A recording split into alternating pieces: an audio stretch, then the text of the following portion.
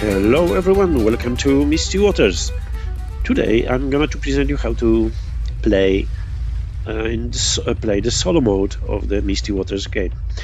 I already performed some actions, performed some preparations, so basically we start from now on. However, I will not read all the rules. You can do it by yourself easily, as the rules are presented just here below the table.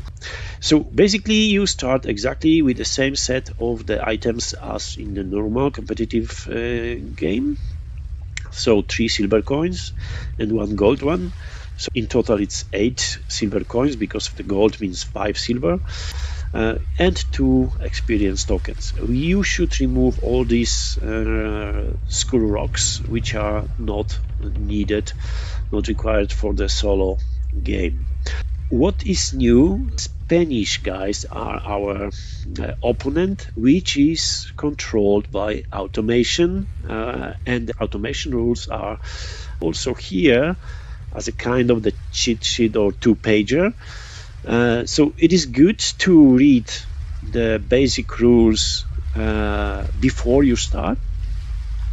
Then you will not need to refer to these anymore. But the most important part is here. So these are the guidelines for the Spanish faction, how to move on the board. We will refer to that quite soon. Spanish start with 2 gold coins, and they start their move as the first one, the first faction. The difference is that they do not use the action cards and they do not use the experience tokens. So as they have to begin the game, let's look at their priority table, what they should start with. If they have an opportunity, there is any opportunity to perform an action from the higher position on the list, always it is obligatory to do so. So they may attack my ship as a player, but only if the player is located on the adjacent field. It is not, because we are quite remote. Repair the ship. They have brand new ships, so they don't need to be repaired. And the priority number 3 is explore the island number 2 and island number 3 by sloop and by caravel.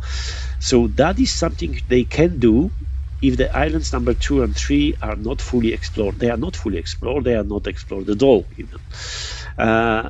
One thing which I didn't do yet is also to place the officers on board of each of the Spanish ships, because they will not buy the officers during the gameplay, but they always start with a full set of the officers, except for the captain, when they buy new ship.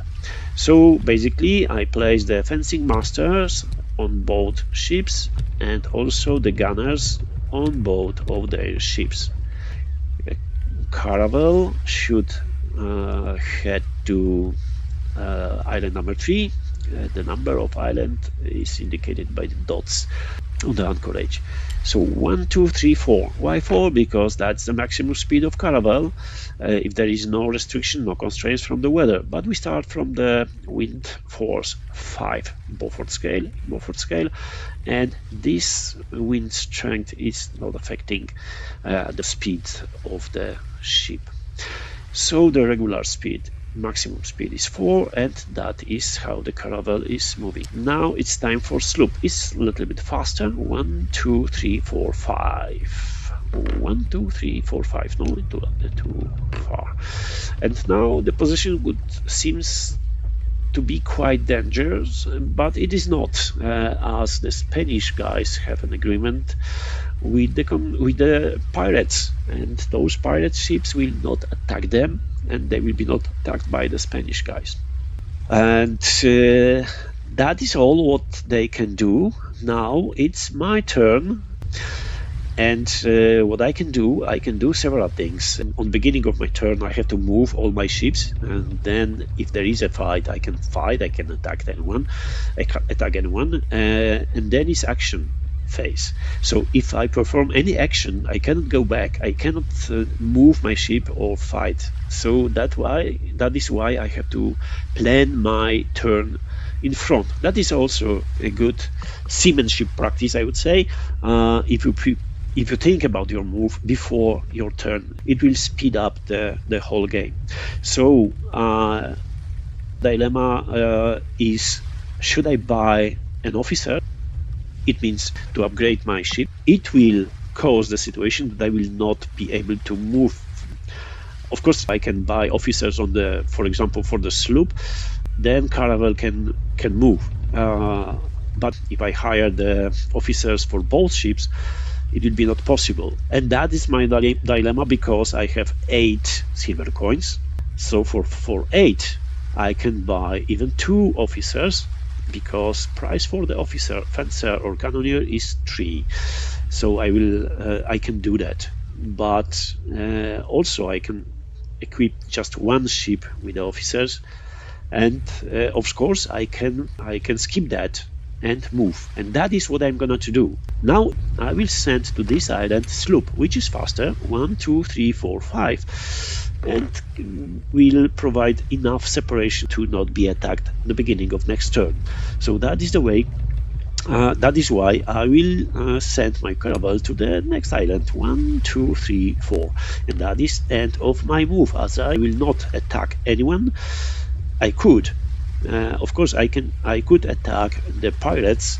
I could attack pirates by 2 of my ships, but the pirate ship has got 4 guns, exactly the same amount as boats on my ships.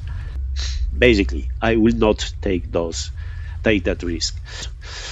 I already drew some cards, action cards. I decided to start with 3, but finally you may start with the full hand, and the full hand means 7 action cards. More the better. So if you can and you feel okay with start with 7, it is recommended. For the sake of this video, I choose to start with 3. So I have hard with the shaman. There are several options. I can choose one of them. Studying sails, it's really good stuff, because I can speed up my ship. And scout parrot, it's kind of the ancient drone. They can, the parrots can talk. So if you send the parrot over the island, you will have enough intel about what is there. So I'm gonna to use that quite soon. The next turn. So basically I finished my turn. Now it's time to begin the next round, and we start from the Wheel of Time. We move the token on the Wheel of Time by 1 position, and apparently it seems that we have to reveal the first card on the deck of event. But we start with the first card revealed already, and this card is a special card which is called the Last Transport. As you can see, 2 Spanish caravels, the last ones, which transporting the treasures, are just heading the Redwater Lagoon, so the place where the big conquistador's treasure is hidden, and it is the last part of the looted valuables. Now I have to follow the description in the rule book to get to know what to do. That is the description, the last transport. So you can pause the video and read it carefully. Basically, each caravel is transporting now 5 pieces of silver in the chest, and their speed is 3 spaces per turn, and that's enough for the beginning. So I will place the 2 Spanish caravels in their positions. That one will follow the white arrows, but in opposite direction. And that one will follow white arrows but according to the arrows. And they will head to the Redwater Lagoon, so it is called Aqua Roja, to supply this big treasure over there. Of course, I can intercept. Each caravel has got 2 cannons. It is exactly the same amount as on my ship, and they cannot be boarded because they have really perfectly prepared anti-boarding netting. And that is the beginning of the round. So we move the token, we reveal the event card. Now it's time to move all NPC ships. Pirates are also NPC, but they are special NPC ships. They are moving not in every turn, but in the turn which are indicated on the Wheel of Time. So they will move next round. But we have 2 other NPC ships. They are caravels, which apparently are on the board. So 1, 2, 3. This is that one, and 1, 2, 3, another one. And now we are going to weather. Nothing happened yet because those tiles, weather tiles, will be activated one by one when they reach the most right position. So it will happen tomorrow, let's say, so in the next round. Now it's time to draw another action card, because at the beginning of each round I will draw 1. So I take 1. Oops. Let's see what we have. Oh, another stunning saves. I don't need them, but okay, I've got it. I can have 7, so it's better to have than don't have. And that is it. Now it's time for the player's turn, and apparently I'm the first player now. So I decide to move to the nearest island, or I can try to intercept the conquistador caravel, but I know they will come closer by themselves, so I'm not in a hurry. So I will use this sloop to enter this particular island. 1, 2, 3, 4, 5, and my caravel to sail for the 2 rounds, and I'm in. Now, looking at my turn scheme, I moved already my ships. There is no fight, so I can act. And in my phase of acting, I can reveal just 1 exploration card by each of the ship on each island. And that is what I'm gonna to do right now.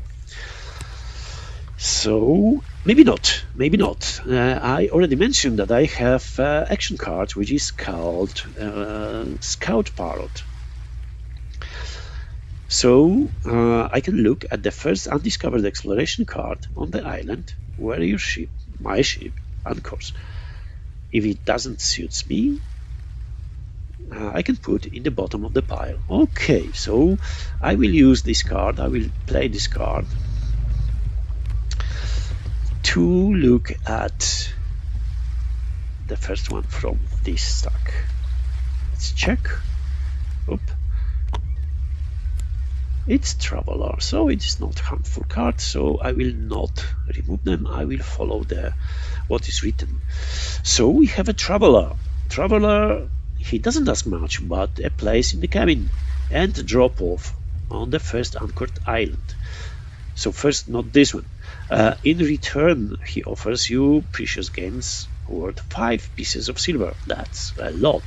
If we consider that my caravel price is 10, so it's really a lot. But what can I do? According to the icon, I have to sail to another location. That icon with the island, it means I have to sail to another location, and then I will have those games which are worth 5 pieces of silver. So, but to convert them into coins, I have to sail to the base or the tavern, so to the trading post. And there are in fact 2 kinds of trading posts on the map. We have taverns, Puerto Arturo and Puerto Bello. They are very suitable to sell any goods you have on the ship, but also I can sail to my base, my one, because those are unoccupied, so I cannot use them. Nevertheless, I will put the card on the sloop and the caravel, reveal the first card from this stack. investment. It is good investment because investing, if I would like to raise the mine or plantation, I will have to spend 5 silver coins. In this case, it will be only 2. I will pay 2 silver coins to the chief of this tribe to show me those facilities. Yes, so the mine or plantation. Now it's time to move of the Spanish guys. According to the priority list, number 3 is exploration of the islands. 1, 2, 3, 4, 5. The sloop enters this one. Let's check what they meet. Close encounter. I will not read that. You may pause the video and read by yourself. That's a funny story, rather. Nevertheless, I can place this on my ship. Why? Because this map icon gives me opportunity to tell about this adventure when I will be in the tavern. If I will sell, so in this case, Spanish guys will say to the tavern, they will be rewarded 2 silver coins. And now it's Caraval. Ancient ruins. So let's roll the dice. It's 6. They are lucky. They are very lucky bastards. But I have to transport this card, this golden idol, to the tavern or base, to any trading post, to exchange for money. And that is end of their move. Now I have to transfer to pass the priority token to them, and next turn begins, and we move the pirates. I should roll the directional dice for each pirate separately, but for the sake of time I will move all the pirates in the same direction. It's not very good. I would strongly advise to roll the dice 4 times for each pirate separately, and you will see why. To the north. If the north direction is blocked, they can choose northeast or northwest direction. And looking at the compass, north is in the upper part of the board. I will turn on the pirate ships in that very indicated direction.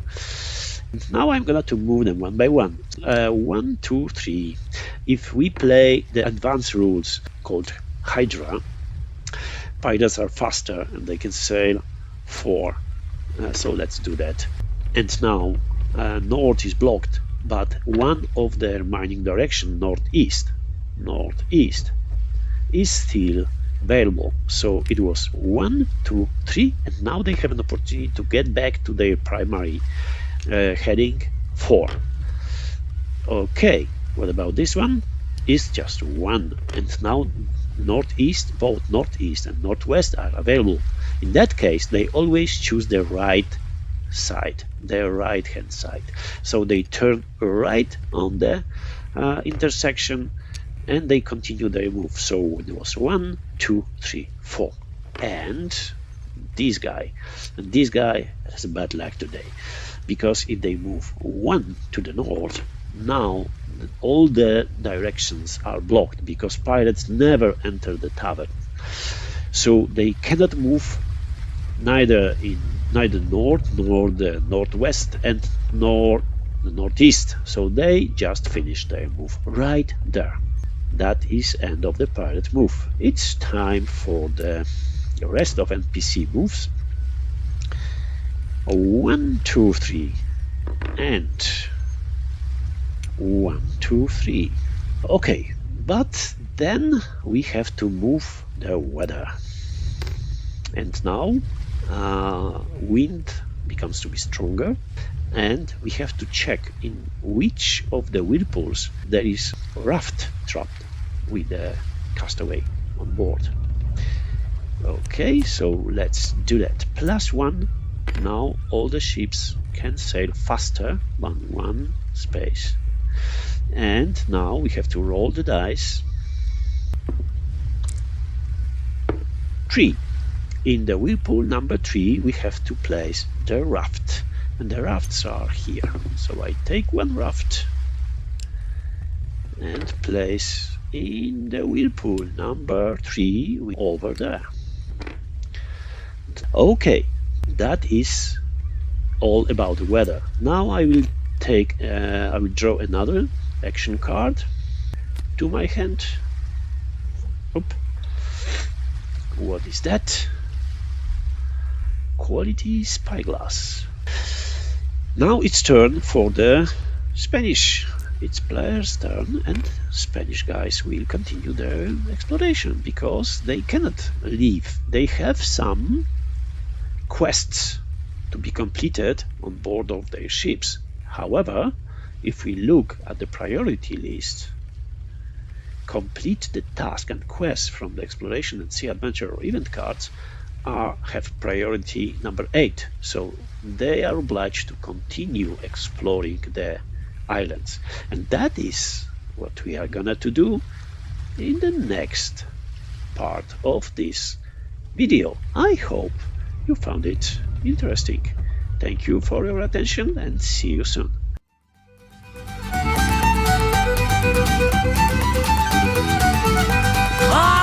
Time is, we'll have a good time, gonna have a good time tonight. For the time will come when our paths have run, so we'll have a good time tonight.